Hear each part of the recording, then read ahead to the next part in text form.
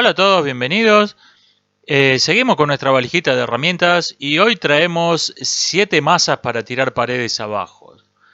7 herramientas muy útiles, pero que no tienen la virtud de la delicadeza ni de la precisión.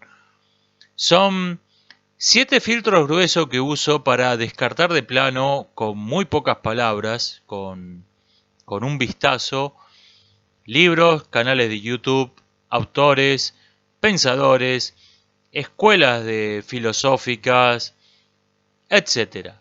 7 filtros gruesos para manejarnos en la infinita variedad de contenidos que nos encontramos a diario. 1.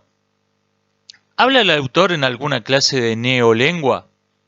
¿Se preocupa por usar la terminología políticamente correcta de moda? ¿O bien habla en la jerga de algún partido, secta o grupo cualquiera? Si es así, lo descarto de plano, porque la excesiva preocupación por el lenguaje revela una muy escasa preocupación por la verdad. Quien se preocupa por usar la terminología a la moda, habla en neolengua, no seas viejo parlante, realmente no puede estar buscando la verdad. Y si no busca la verdad, no busca lo mismo que yo. Y por lo tanto lo que diga no me interesa. 2. Muy vinculada a la anterior. ¿Lo pesqué en una mentira? Si es así, lo descarto de plano todo lo que diga. Esto es el principio del derecho romano. El que miente en una, miente en todo. Cuando alguien se lo pesca en una mentira, ya no es un testigo confiable. Puede ser esto que, o bien, yo sé que algo que está diciendo es falso y sé que no puede no saberlo quien lo está diciendo. Si alguien revela que tiene un buen conocimiento, por ejemplo, de una época, de una sociedad, porque sabe cómo era esto, sabe cómo era esto, sabe cómo era esto otro, y dice algo notoriamente falso y que no hay modo de que no lo sepa. Puede que, por ejemplo, dice algo de la antigua Roma, que puede ser que alguien que vio 3 películas de gladiadores crea que es así honestamente, pero alguien que evidencia que estudió, que leyó los documentos y dice algo notoriamente falso, es obvio que está mintiendo. Y si está mintiendo ya no me interesa nada de lo que diga, porque aquello que yo ya sé, ya lo sé, es superfluo. Y en aquello que yo no sé, no puedo creerle que lo que está diciendo es verdad, porque no es una fuente confiable. En un caso es superfluo, en el otro caso es inútil. En cualquiera de los dos casos es una pérdida de tiempo. No me aporta absolutamente nada. Lo mismo cuando alguien dice algo notoriamente falso que no puede ser que nadie lo crea sinceramente. Alguien que me dice que 2 y 2 son 5, que los sexos no existen, que la Tierra es plana, que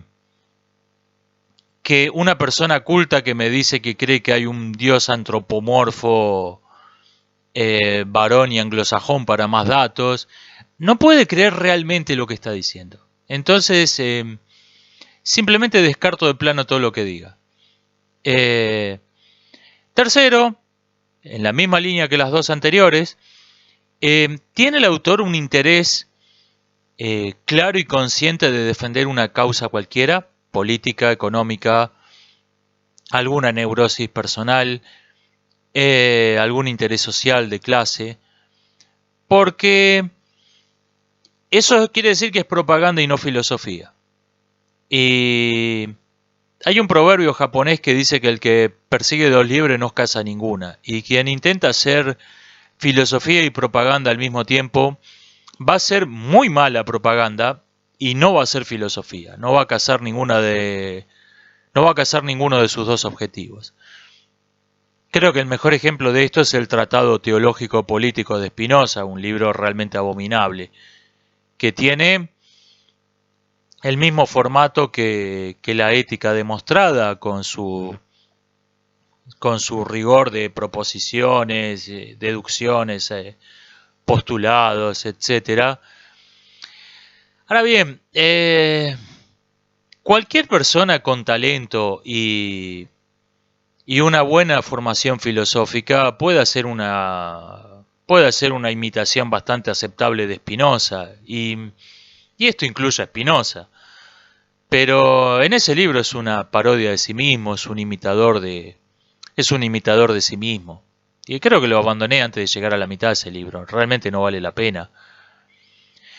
4. El autor pertenece a un grupo demográfico cualquiera que las editoriales tengan obligación de publicar porque hay un cupo, sea un cupo del 1%, sea un cupo del 100%, esto da lo mismo. Porque eso quiere decir que no lo han publicado porque es interesante. Si yo veo en una mesa de una librería un libro escrito por un esquimal y sé que las editoriales tienen la obligación de publicar un 5% de esquimales, lo descarto de plano. Porque quizás ese tipo haya escrito algo interesante, pero sé que no lo publicaron por eso. El editor no dijo, oh caramba, este tipo dice algo interesante, vamos a publicarlo. No, lo publicaron porque lo obligaron. Y no, por ahí me pierdo algún libro interesante, pero en el 99% de los casos me voy a ahorrar de pagar por papel desperdiciado. Así que donde sé que hay un cupo, hay un grupo cualquiera que las editoriales están obligados a publicar, fuera con todo ese grupo. 5. El autor está aprovechando, montándose a una moda filosófica. Esto es más o menos el mismo caso del anterior, porque las modas crean una especie de cupo informal, cupo invisible. Vi en una librería un libro así, parecía una guía telefónica de las viejas, que se llamaba El pensamiento de Hipatía. A ver, de la última directora del Museo de Alejandría, tenemos una cita que dice que era buena astrónoma y matemática. ¿Cómo alguien convirtió eso en un libro de 1000 páginas? No me lo explico, pero sospecho que debe haber un poco de relleno, un poco de charlatanería en ese libro. Claramente ese charlatán escribió y publicó ese libro a las apuradas para aprovecharle la moda de la película Ágora, que muchos profesores de filosofía analfabetos usan como material de estudio. Algo parecido ocurrió en los 90, donde se publicaron un montón de libros que mencionaban a Da Vinci en el título para aprovechar la moda de la novela policial El Código Da Vinci. Nuevamente, quizás una persona estuvo 20 años estudiando la obra de Da Vinci y escribiendo ese libro y aprovechó la moda de esta novelita policial para publicarlo. Pero, repito, estamos hablando de herramientas que no tienen la virtud de la precisión ni de la delicadeza. Son filtros gruesos, y filtros gruesos que generalmente funcionan. 6. Evito los autores de filosofía ficción. Es una pena que no exista una distinción tan clara como la que hay entre ciencia y ciencia ficción. Lo que no quiere decir que no existe una filosofía ficción. Cuando comienzo a leer a un autor y reconozco esa mezcla confusa de tópicos de diversas escuelas filosóficas, teología rebuscada y heterodoxa y conceptos científicos mal comprendidos, todo lo cual está armado para llevar una conclusión que se busca desde el vamos, realmente paso. Si uno lo quiere leer como literatura y pasar un buen rato, me parece bárbaro. Pero incluir autores como Teilhard de Chardin en una colección de clásicos de filosofía es como considerar que Philip Dick es un hombre de ciencia. Es absurdo. Hay que tener presente que hay una filosofía y hay una filosofía ficción, la cual es una rama de la literatura. Como la ciencia ficción no es una especialización científica, es una rama de la literatura. Por último, 7. Un filtro positivo. Leo a todos los precursores de. Cada vez que oigo decir de un autor, de una escuela o de lo que sea, que fue precursor de fulano, fue precursor de Mengano, derecho a leer a fulano, al precursor de. Sabina Spielrein fue precursora de Freud. Los cínicos fueron precursores de los estoicos. Los ludistas fueron precursores de los marxistas. Bueno, a leer a Spielrein, a leer a los cínicos, a leer a los ludistas. Porque la filosofía más conocida, la filosofía de los grandes pensadores, de las grandes escuelas, no es la verdadera filosofía, no es la filosofía de los verdaderos amantes de la verdad, sino su remake de Hollywood. Toman estos autores a pensadores oscuros y extraños que buscaron la verdad por caminos poco transitados y vecinos de la locura, y publicaron sus descubrimientos con una terminología confusa y llena de ideas extrañas.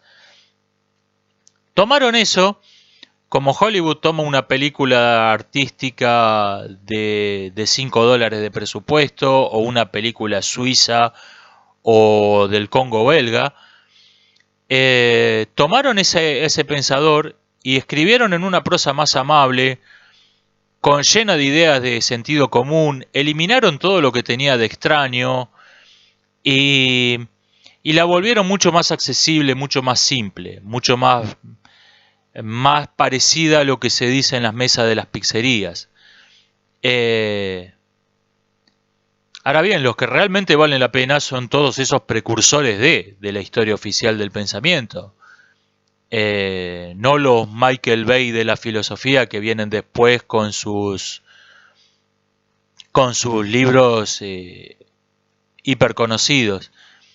Libros que tienen la virtud, por ser más accesibles y más publicados, la virtud de conservarse mejor. Prácticamente no podemos conocer a los cínicos si no es a través de los estoicos, por ejemplo. El libro de Sabina Spielrein estuvo al borde de perderse y alguien encontró un manuscrito perdido por ahí.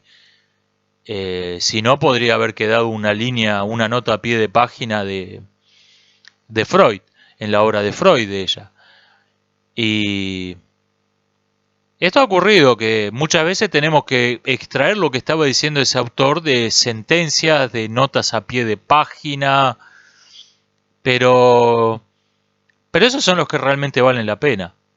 Y la gran filosofía, la gran escuela, el gran pensador únicamente nos sirve como un instrumento para comprender al precursor de. Esta es mi séptima herramienta, mi séptimo filtro grueso, y los uso mucho los 7, me parecen muy recomendables. Hasta la próxima.